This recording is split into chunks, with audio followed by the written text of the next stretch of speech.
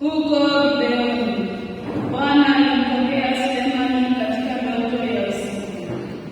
Mungu akamwambia, omba utakalo ulipe. Sulemani akasema, Ee Bwana Mungu wangu, umenitawaza niwe mfalme mimi mtumwa wako, badala ya Daudi baba yangu. Nami ni mtoto mdogo tu, sijui jinsi nipasavyo kutoka wala kuingia.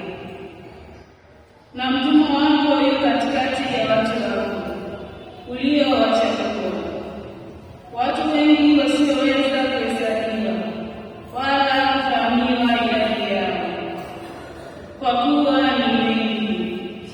Kwa hiyo nipe mimi mtumwa wako moyo wa adili, niwahukumu watu wako na kupambanua mema na mabaya. Maana ni nani awezaye kuwahukumu hawa watu wako walio wengi? Neno hili likawa jema machoni pa Bwana. Yuko Sulemani ameomba neno hili. Mungu akamwambia, kwa kuwa umeomba neno hili, wala hukutakia maisha ya siku nyingi, wala hukutaka utajiri kwa nafsi yako, wala hukutaka roho za adui zako, bali ulitakia akili za kujua hukumu. Basi tazama, nimefanya kama ulivyosema.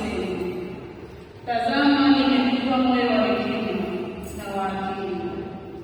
Hata baba yako hapakuwa na mtu kama wewe, wala dada yako hatainuka mtu kama wewe. Neno